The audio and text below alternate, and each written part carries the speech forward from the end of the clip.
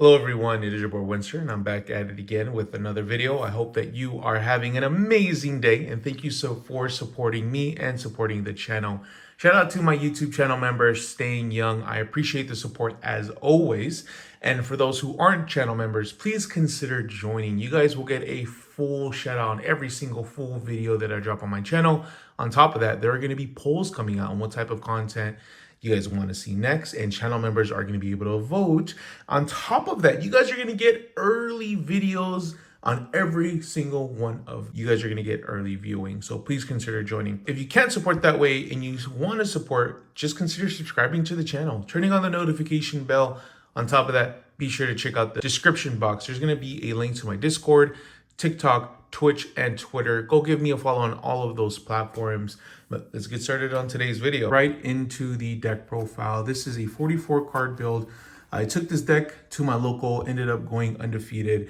We're gonna go over everything, main deck, extra, and side. Also, one of my friends inspired me to go into a little bit more detail, so that's what we're gonna do today. Shout out to Ryan, but we're gonna talk about like siding patterns, matchups, weaknesses of the deck, any tech options that you can play alternatively to the cards that I'm playing in here. Starters, we are playing 2 copies of Cornfield Kotal. Now, I personally don't think Cornfield Kotal is a bad card by any regard, just like any kind of deck, right? You don't want to see multiple copies of this. And it doesn't really do much without setup. You want to have the right hand in order to combo off with this. But this is going to search yourself as Mirror Sword Knight or Gazelle. And I've seen decks run 1 copy of this, which you can do, but because you banish it for targeting protection, I would recommend playing more than 1 in my opinion. We play another 1 card starter, 3 copies of Mirror Sword Knight. You could play 2 copies of this. You don't need to play the 3, but this card is amazing. It's a great starter. But the problem with this, just like the rest of the deck, is that you have to commit the normal summon to this. There are ways to bring this out to the field and without committing the normal, but you have to have the absolutely perfect hand. You could play 2 copies of this, but I wouldn't recommend just playing 1 because you need to see this card, and you want to see this card because it has great monster effect negating in the graveyard or on field. And then not a 1 card starter, but like I said, right, this deck does have issues with committing that normal summon, and this is just another example of it. Gazelle searches out level 5 Fiend. They can branch out into other options, but it also could search a Chimera Fusion without locking you. Such a great card in my opinion, but you have to have not the perfect hand, but you have to have the right hand in order to make this really work out if you want this to be the normal summon. And the fact that he doesn't lock you is another good thing. But the best starter in the deck, we play 3 Nightmare Apprentice. I always get this name confused, but it special summons and it also activates Lori. And we'll touch base on that. But you discard a card, special summon this, and then you search any illusion. So that could be Mirror Sword Knight, Cornfield Kotal. So this helps your hand. And it's also a starter, and it makes your hand playable, and it can search out the cards that you need. Onto the bricks of the engine, we played 1 Big Wing Baphomet. You can get away with playing 2, but you never ever want to open this card unless you have the absolute perfect hand, and you're going to hear that a lot.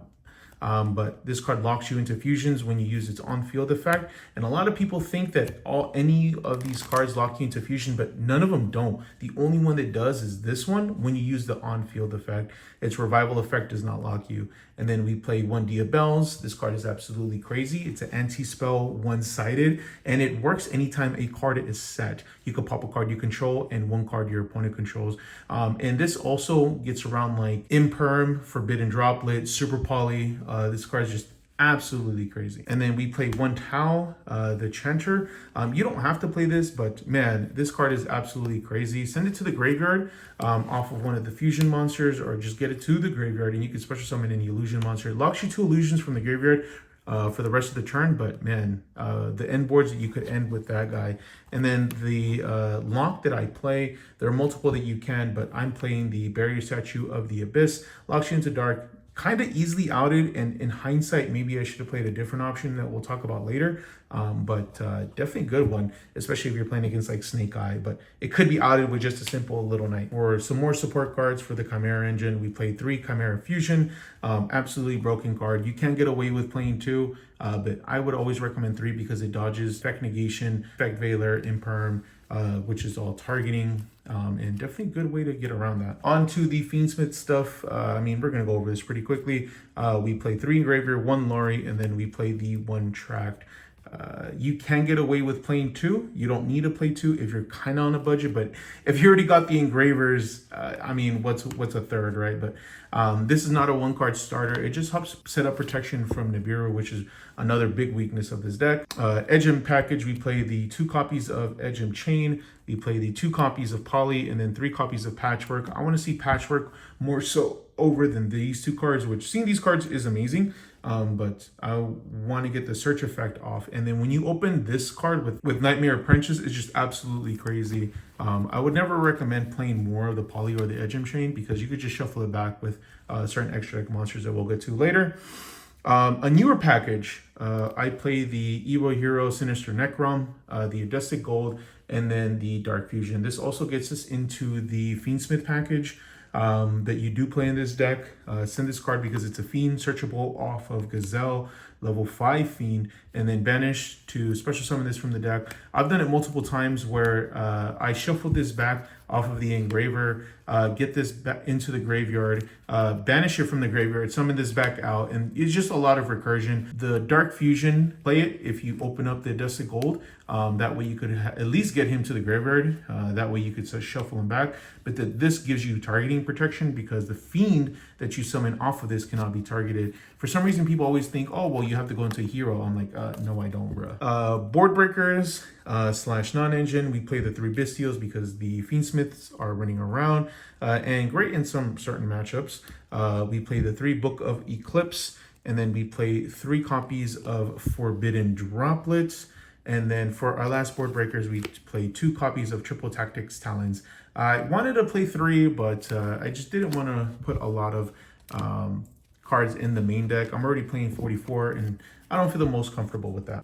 Extra deck, for the Chimera stuff, we are playing 1 Chimera, the King of Phantom Beast. We are playing 2 copies of the Berfelment, the mythical king of Phantom Beast, 1 Guardian Chimera, and then 1 Chimera, the Illusion Beast. These cards are all phenomenal. I'm sure that you guys know what Guardian Chimera does, but we'll go ahead and break it down. When this card is fusion summoned, randomly discard a card from your opponent's hand to the graveyard. It could be good or bad depending on what's the matchup. But on top of that, it has a graveyard effect. Banishes cost, target an illusion, beast, or fiend in the graveyard, special summon it. And that's how you're usually going to get the monster that you purposely put into the graveyard. A good example like Diabells or the Barrier Statue or other tech cards that you could play with this. And then this card, when it's fusion summoned, it sends a beast, fiend, or illusion to the graveyard. So that's how you get those monsters into the graveyard that you need. And also a secondary effect, which both of these are quick effect on your opponent's turn only. Banishes cost and special summon a beast, fiend, or illusion.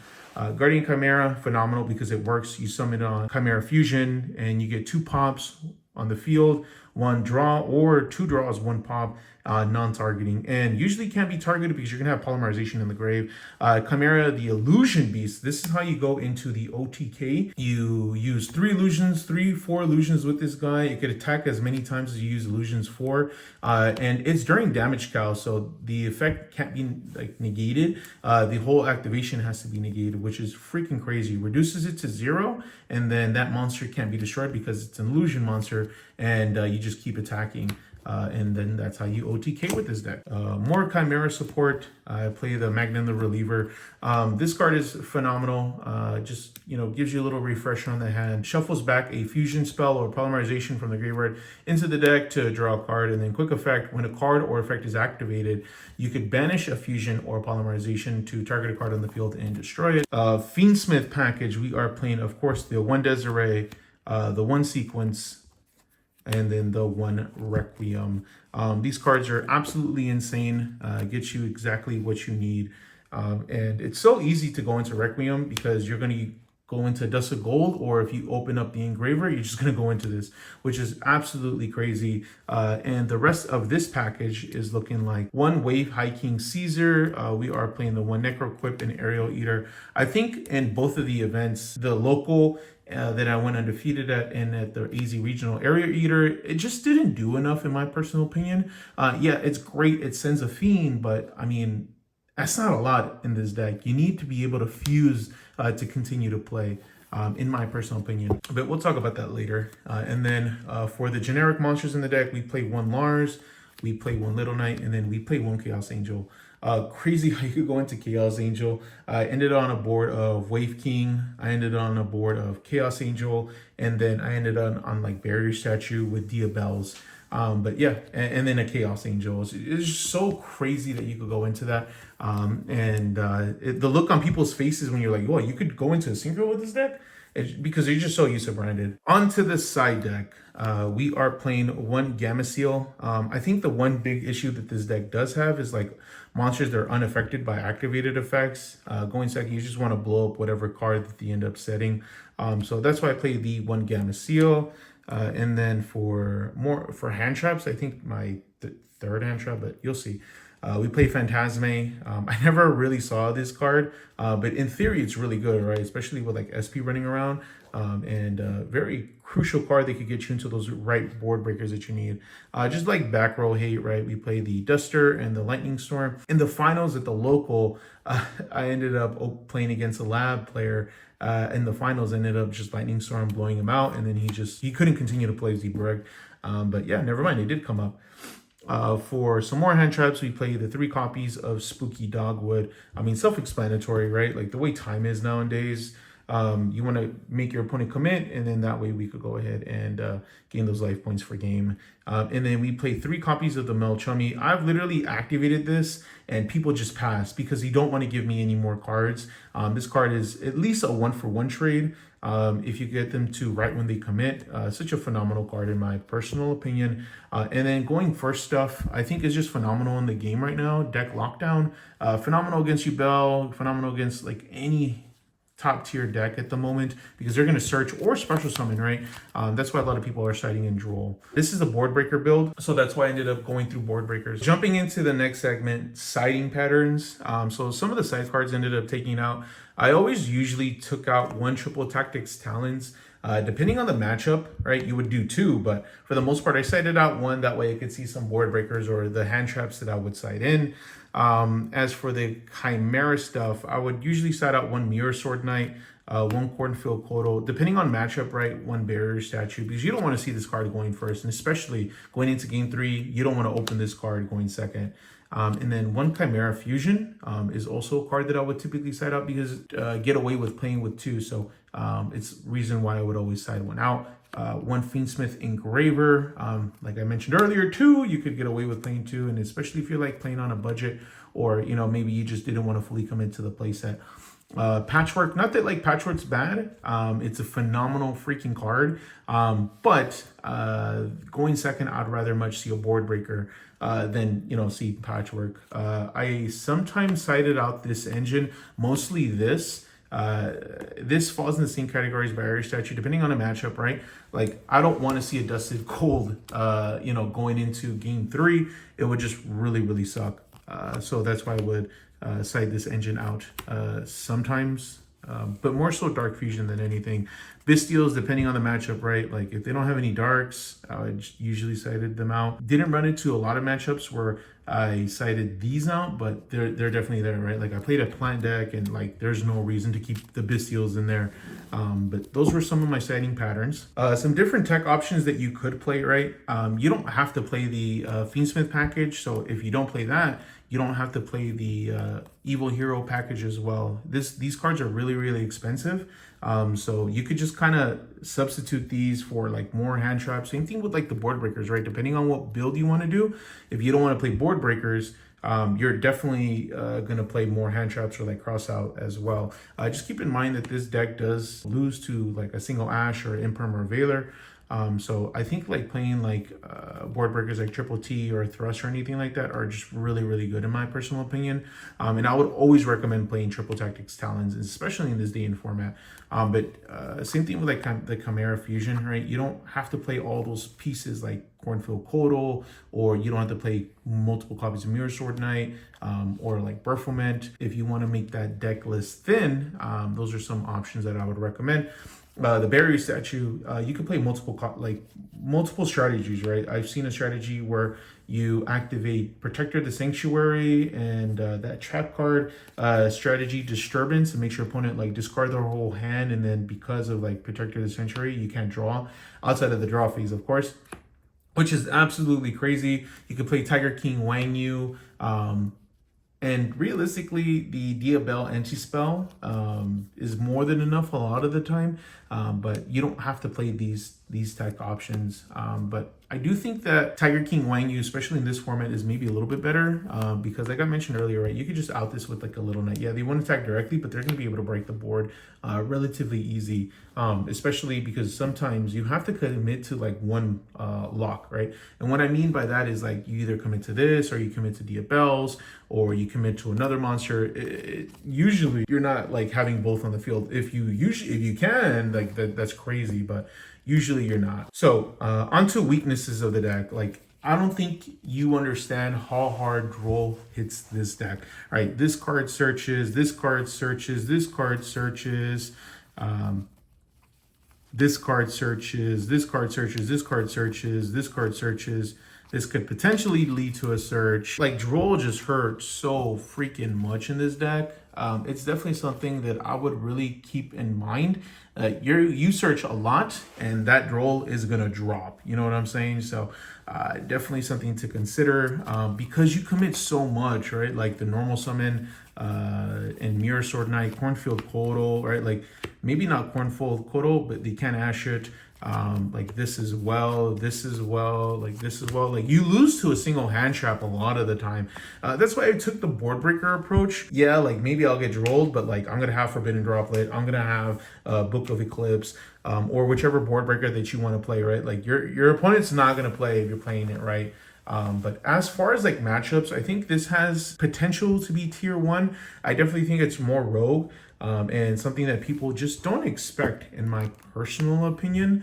But it has an overall good matchup versus a lot of things. I think the one thing it does not is just decks that play multiple hand traps. So that just means the top tier decks, because they have that ability, right? They could play all that engine, or they could play that small engine and all that non-engine.